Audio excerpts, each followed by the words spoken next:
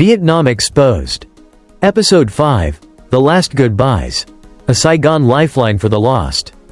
Xin Chao. Hello, and welcome back to Vietnam Exposed. I'm your host, a Saigon soul, a storyteller, and a man who's walked through the fire of my city's darkest days to bring you what I've seen. This isn't just a channel, it's a bridge between me and you. Between then and now. Between the pain I've carried and the truth I'm finally ready to share. These are stories I've held close, too heavy to tell until today. I was there, hands deep in the grit of it all. And if you're new here, hit that subscribe button and ring the bell, because what you're about to hear is real. It's raw, it's ours, and it's only getting started. Today's chapter, The Last Goodbyes, is number 5 in our journey. And it's a tough one, a tale of loss, love, and the fight to keep going. Let's step into Saigon, 2021. Together. Hold on tight, this one's going to leave a mark. Chapter 1. The Tide Keeps Rising. By now, Nam and I weren't just a two-man crew anymore. The calls for help had turned into a flood, a relentless wave of voices begging for rice, for greens, for anything to hold the hunger at bay. My phone buzzed day and night, friends, strangers, neighbors whispering through cracked screens. We're out. The kids are crying. Help us. We'd been running hard, hauling sacks from trucks, splitting goods into bags, driving through mud to reach locked-down corners of Saigon. But it wasn't enough. The need was too big, too deep, and we were just 2 drops in a bucket that kept spilling over. One night, sprawled on my couch after a long day, I realized we couldn't do it alone anymore. Nam, I said over the phone, voice hoarse from shouting directions all day. We need more hands. This is bigger than us. He didn't argue. You're right, he said. Let's call for backup. So I fired up Facebook, my lifeline to the world, and typed out a post. Saigon needs us, I wrote. We're delivering food, fighting hunger, but we can't do it alone. Join us, bring your heart, your strength, your wheels. Let's save our city together. I hit send, not sure what to expect. Within hours, the comments exploded, dozens, then hundreds, of people raising their hands. I've got a car, I can lift, count me in. It was humbling, overwhelming, a spark of hope in a city drowning in shadows. But I couldn't take everyone. This wasn't a free-for-all, it was a mission. And we had rules. Saigon was a minefield of virus hotspots, one wrong step, and we'd be the ones needing help. So we screened them, hard. You got a mask? Sanitizer? Can you follow orders? I asked each one. No risks, no shortcuts. Safety first, for you. For us. For them. Some backed out. But the ones who stayed? They were gold, tough, steady, ready to roll. By week's end, our crew had grown, over 10 cars strong. A caravan of warriors armed with rice bags and grit. Nam took point on logistics. I handled the calls. We split the work. Some hauled veggies from trucks to staging grounds. Others packed bags. A few drove to clinics, shelters, free meal kitchens feeding doctors and nurses. And me? I kept my eyes on the map, picking our next fight. Chapter 2. The Weakest First. With more hands, we could aim higher, but also deeper. Let's focus on the old folks and the kids. I told the team one muggy afternoon, sweat dripping as we stacked sacks under a tarp. They're the ones who can't fight back, the weakest. The ones who need us most. Everyone nodded. No one argued. In a city on its knees, the elderly and the young were the first to fall. We'd heard too many stories, grandmas rationing rice grains, babies crying for milk that never came. But one call, one quiet plea, stuck with me like a splinter. It came from a friend of a neighbor. A shaky voice on the line. There's a house in District 7. Old couple, little grandkid. They're alone now, lost their son to the camps. They've got nothing. I scribbled the address, my pen trembling. We're on it, I said. The details trickled in as we loaded up. The son, mid-30s, a motorbike mechanic, had tested positive a month back. Hauled off to a quarantine camp in Kukai. His wife had stayed home with their boy, barely 2, and his parents, both pushing 70. Then the wife got sick, fever, cough, the telltale signs. She was taken too, sent to a different camp in Hoc Mon. The old folks watched their kids disappear, one by one, left with a toddler they could barely lift. And then the news hit.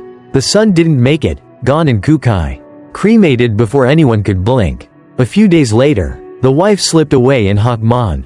2 parents, 2 losses, no goodbyes. The camps didn't call home. They just sent ashes to a storage locker somewhere, waiting for a day that might never come. The old couple found out through a nurse who'd known their son, a mercy. Maybe, or a curse. Their boy and his wife were dust. And they'd never see them again, not even to lay them to rest. Chapter 3. The Alley of Grief. District 7 was a trek. Wide roads narrowing into alleys barely fit for a bike, let alone our cars. We rolled up in a convoy, me, Nam, and 3 new guys, Trung, a quiet mechanic with a pickup, Lin, a mom who'd lost her job but not her fight, and Fong, a wiry kid who never stopped moving. The house was deep in a hem, a sliver of concrete hemmed in by sagging walls. At the mouth, yellow tape and barbed wire stretched tight, an unbreakable line. Beyond it, silence. I climbed out, mask tight, and squinted through the drizzle. "This is it," I said, voice low. The wire screamed danger. COVID had been here. Maybe still was. No one crosses, I told the crew. We passed the stuff through. Trung nodded, popping his tailgate. Lin started stacking bags, rice, noodles, greens, a few cans of milk powder we'd scrounged for the kid. An old man shuffled out, leaning on a cane, his face a map of wrinkles and grief. "You're them?" he croaked, stopping short of the wire. "Yeah," I called back. "We've got food for you.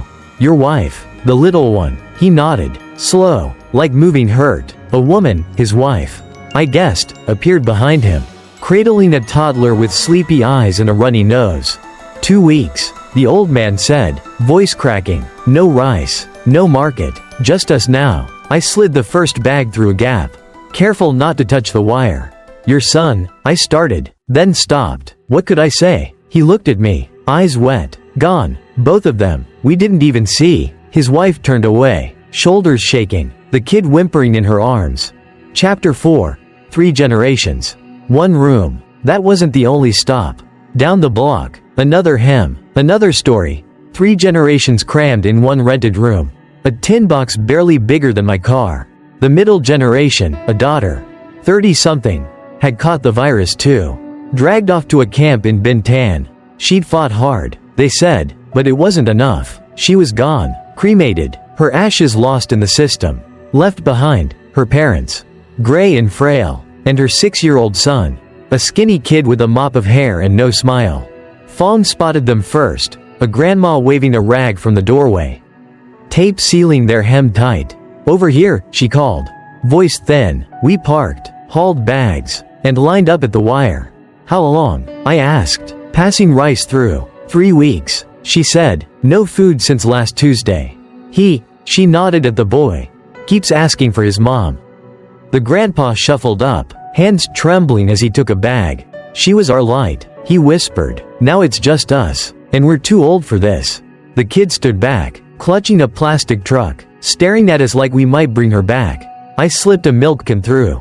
"Extra, just for him." "Hang on," I said, "we'll keep coming." Chapter 5. A day that never ends.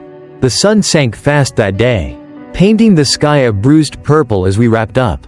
We'd hit 5 spots, 5 families, all old and young, all carrying holes where their middle used to be. Every hem was the same, wire. Silence, eyes that begged for more than we could give. "Home?" Nam asked, wiping mud off his hands. "Not yet," I said. "Truck's coming tonight, more veggies at the lot. We've got to unload." We grabbed a quick bite, banh mi from a lone vendor still open, then split up. I went home for an hour, kissed my son goodnight, hugged my wife despite her worried frown. "Be safe," she said. I nodded, grabbed my keys, and met the crew at the staging ground, a dusty lot in District 1. The truck rolled in at 10 p.m.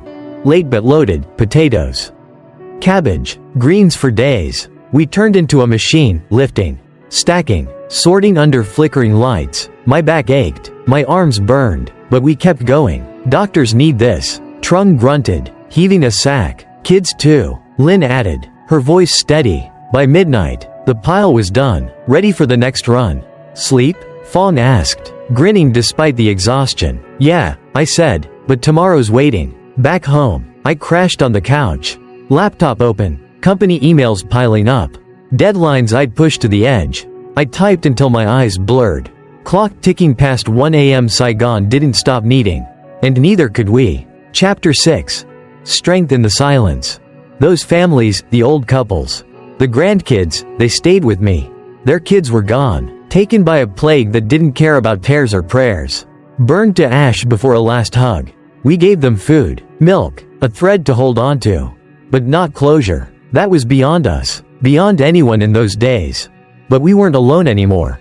10 cars, 20 hands, a crew forged in Saigon's fire. We'd keep going, through the wire, through the rain, through the nights that never ended.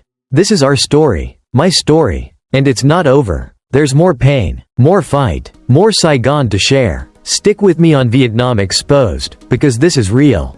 And it's worth hearing. That's today's tale, The Last Goodbyes. If it moved you, if it stayed with you, don't let it go. Subscribe to Vietnam Exposed, hit that bell, and join me for what's next. These aren't just stories, they're the pulse of Saigon, the scars of Vietnam, and the truth I've lived. Tomorrow, I'll bring you another chapter, more heartache, more grit, more of us. Until then, stay strong, keep listening, and I'll see you soon. Cam on, thank you, and good night.